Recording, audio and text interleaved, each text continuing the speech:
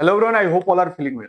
क्या है कि अभी देखा जाए तो बांग्लादेश में काफी ज्यादा वायलेंस क्राइसिस है।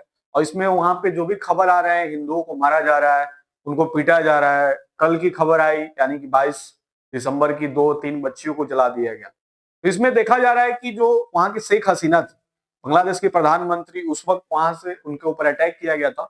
और अटैक करने के बाद कहीं ना कहीं वो भारत आई थी और भारत में नरेंद्र मोदी ने काफी बढ़िया से उनको सेफ्टी दिया। उसके बाद वहां पे यूनुस जो थे वो वहां के प्रधानमंत्री बने।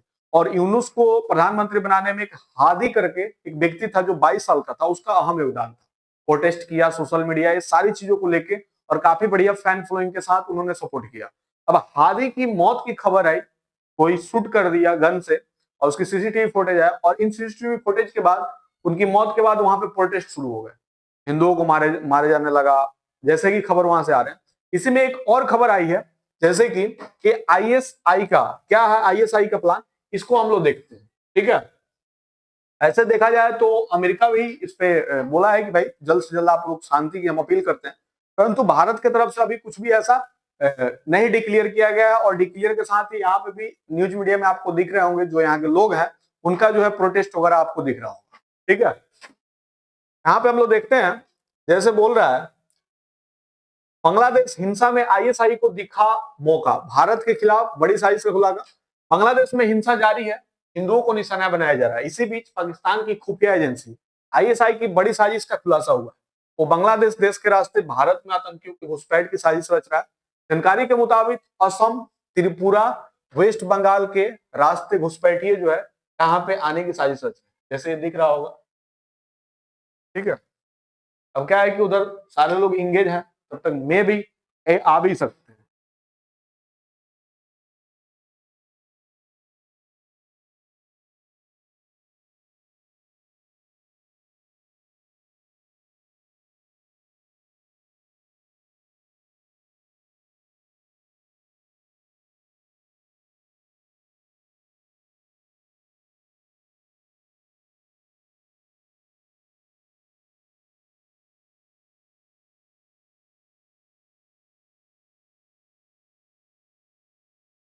यहाँ पे बताया जा रहा है, बांग्लादेश में हिंसा के बीच पाकिस्तान की खुफिया एजेंसी आईएसआई की बड़ी साजिश का खुलासा हुआ।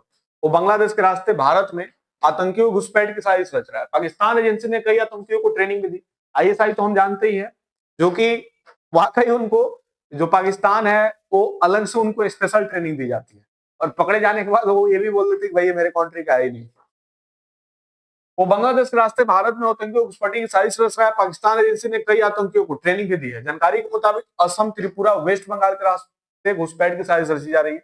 बांग्लादेश में रहने वाले गरीब तबके के लोगों और रोहिंग्या की पैसों का लालच देकर जिहाद के लिए भारत भेजने की साजिश चल रही है। पाकिस्तान खुफिया एजेंसी आईएसआई और पाकिस्तानी आतंकी संगठन लश्कर ए तैयबा और जैश दोनों एक्टिव मोड में है। खुफिया सूत्रों के मुताबिक पाकिस्तानी आतंकवादी संगठनों ने बांग्लादेश के कट्टरपंथी संगठनों जैसे जमात उल मुजाहिदीन बांग्लादेश, अंसार उल्लाह बांग्ला टीम और हिज उत तहरीर से हाथ मिला लिया। हाल ही में लश्कर और जैश से जुड़े कई आतंकवादी बांग्लादेश में देखे भी गए। जैश ए मोहम्मद से जुड़ा मजहर सैयद साहब भी बांग्लादेश गया था। खुफिया एजेंसी लगातार बांग्लादेश सीमा पर नजर बनाए हुए और सुरक्षा बलों को कड़ी निगरानी रखने के लिए बोला गया।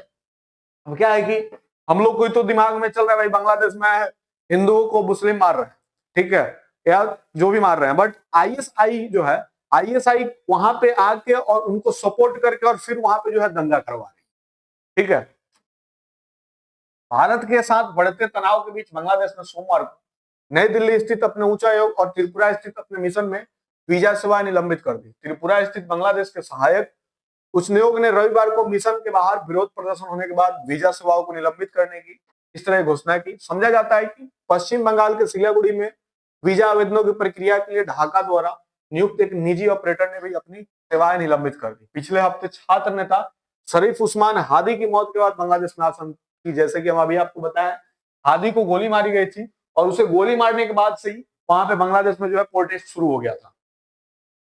हादी उस समय सरकार विरोधी प्रदर्शन का एक प्रमुख चेहरा था, जिसके कारण तत्कालीन प्रधानमंत्री शेख हसीना को अपदस्थ होना पड़ा था। पिछले सप्ताह प्रदर्शनकारियों में कुछ ने भारत के खिलाफ भी अपना गुस्सा जाहिर किया।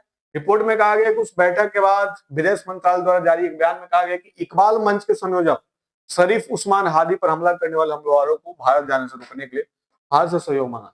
ठीक है, तो ऐसा करके खबर आ रहा है। और बाकी जो प्रोटेस्ट वहां पे चल रहा है वो थमने का नाम नहीं ले रहा है। ठीक है, यहाँ पे भी जो इंडिया में जो भी हिंदू नेता हैं, राष्ट्रवादी व्यक्ति हैं, वो सारे भी उस प्रोटेस्ट के लिए यहाँ पे अनशन वगैरह कर रहे हैं। मिलते हैं हम आपसे फिर नेक्स्ट वीडियो में।